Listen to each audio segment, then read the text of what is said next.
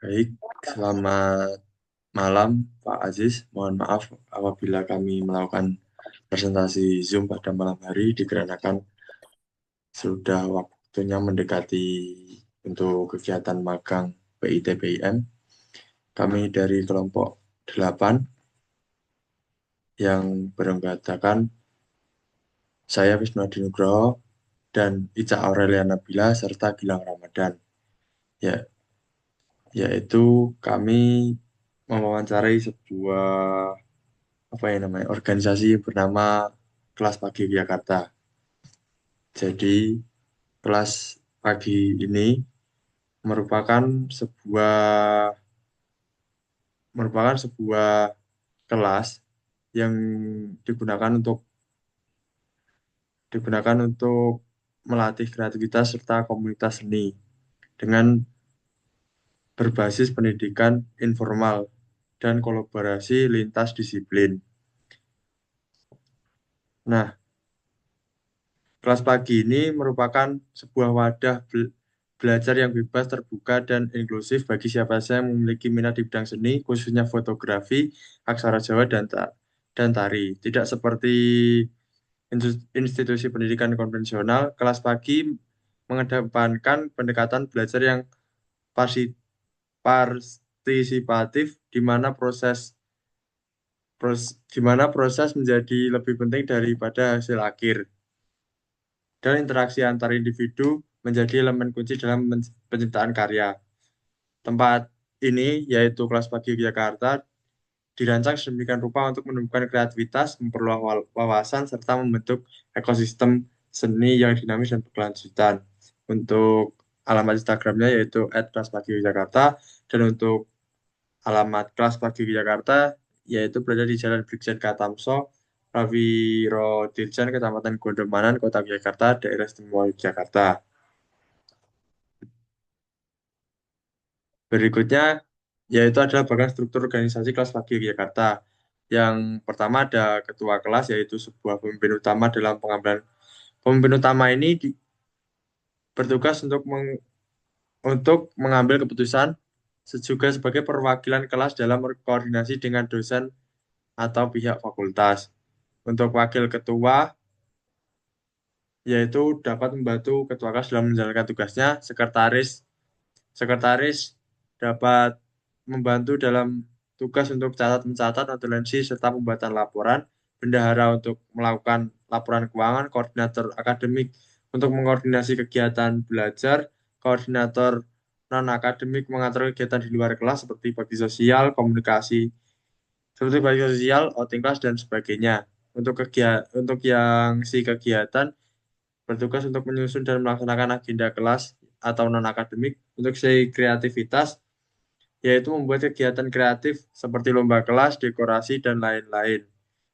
Nah, yang terakhir ada si publikasi dan dokumentasi, yaitu mengurus publikasi, informasi, dan pengarsipan kegiatan kelas.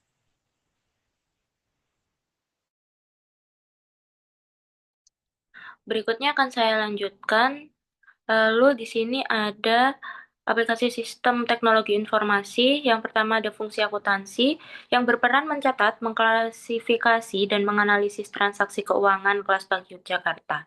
Yang pertama, manfaatnya adalah mendukung transparansi dan akuntabilitas keuangan. Lalu yang kedua, pengambilan keputusan strategis terkait alokasi anggaran.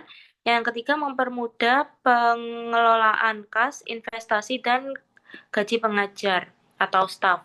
Lalu yang kedua ada aplikasi STI, software akuntansi berbasis cloud, jurnal Accurate atau QuickBooks, lalu otomatisasi laporan keuangan, pencatatan transaksi dan pengelolaan kas. Berikutnya ada sistem POS untuk integrasi kedai kopi Feeling Blue dengan laporan akuntansi. Lalu untuk analisisnya sendiri, kelebihannya adalah efisiensi pencatatan transparan, keamanan data, dan laporan otomatis. Lalu untuk kekurangannya, biaya implementasi, ketergantungan internet, dan butuhnya SDM yang melek teknologi. Berikutnya ada fungsi pemasaran. Yang pertama, peran pemasaran itu sendiri untuk mengenalkan program seni dan kegiatan kepada masyarakat luas, membangun citra dan reputasi sebagai ruang kreatif inklusif, dan meningkatkan daya tarik kedai kopi Feeling Blue sebagai bagian dari ekosistem seni. Yang kedua ada aplikasi STI itu sendiri, merupakan menggunakan media sosial berbasis Instagram, TikTok, dan LinkedIn untuk promosi dan engagement, lalu website resmi sebagai pusat informasi dan pendaftaran online, email marketing, dan aplikasi loyalty pelanggan untuk kedai kopi, dan yang terakhir ada data analitik untuk evaluasi survei strategi pemasaran. Untuk analisis kelebihannya adalah jangkauannya lebih luas, biaya pemasaran relatif rendah, dan engagement yang tinggi. Lalu untuk kekurangannya sendiri, pesaing digital yang cukup tinggi, kebutuhan SDM yang ahli teknologi, dan resiko overload informasi. Berikutnya, berikutnya ada fungsi SDM. Yang pertama, peran SDM itu sendiri adalah untuk mengelola teknologi pengajar, staf, dan operasional kelas serta kedai kopi. Lalu yang kedua adalah menjaga komunikasi internal dan eksternal dengan komunitas seni, dan mendukung peningkatan kualitas melalui pelatihan dan pengembangan staf.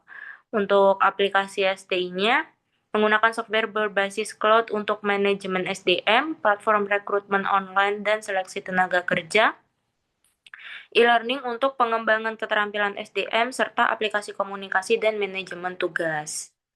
Lalu untuk analisis fungsi SDM-nya, kelebihannya adalah efisiensi pengelolaan SDM, mempercepat rekrutmen dan kemudahan komunikasi. Untuk kekurangannya sendiri, kita membutuhkan teknologi pelatihan dan ketergantungan internet serta resiko keamanan data yang gampang bocor. Mungkin selanjutnya bisa dilanjutkan oleh Mas Gilang. Baik, yang selanjutnya ada fungsi produksi. Yang pertama ada peran produksi atau operasi, yang di mana dia mengelola kegiatan kelas seni dan operasional kedai kopi secara efisien, menjaga kualitas produk dan layanan, memastikan operasional berjalan lancar sesuai standar.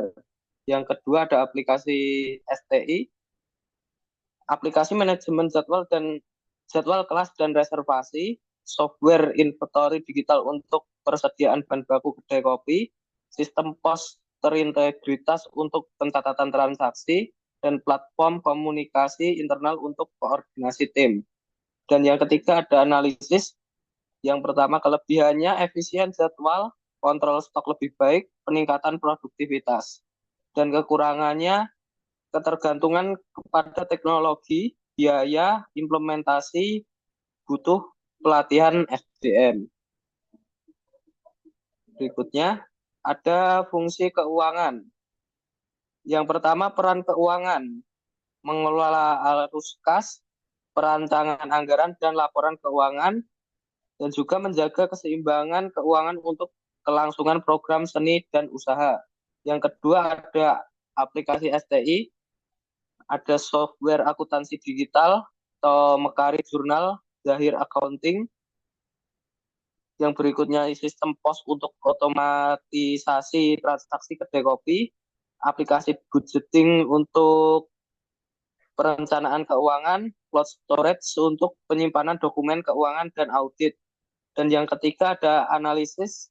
Untuk kelebihannya akurasi tinggi, transparansi keuangan, akses data real time. Dan kekurangannya yaitu butuh biaya langganan, ketergantungan internet, dan resiko keamanan. Untuk yang berikutnya ada fungsi lain. Yang pertama peran kreatif dan kuratorial, mengatur program seni, kurasi pemeran dan event kreatif. Yang kedua, peran humas, mengelola komunikasi eksternal, media sosial, dan hubungan dengan komunitas. Yang ketiga, peran R&D, melakukan riset tren seni, evaluasi, dan inovasi bisnis. Yang keempat, aplikasi STI, Google Workplace, dan Trello untuk memanajemen program kreatif, Instagram dan Hootsuite untuk pemasaran global, SurveyMonkey untuk riset kepuasan peserta. Analisisnya ada kelebihan meningkatkan kolaborasi, engagement publik, pengumpulan data efisien. Dan kekurangannya yaitu butuh SDM yang melek digital, resiko overload informasi, dan keamanan data. Mungkin itu yang bisa saya sampaikan dan teman-teman sampaikan. Mungkin untuk waktu selanjutnya akan saya kembalikan ke Mas Wisnu. Baik, terima kasih. Mungkin itu saja yang dapat kami sampaikan, Pak Aziz. Kurang lebihnya mohon maaf. Selamat malam, Pak.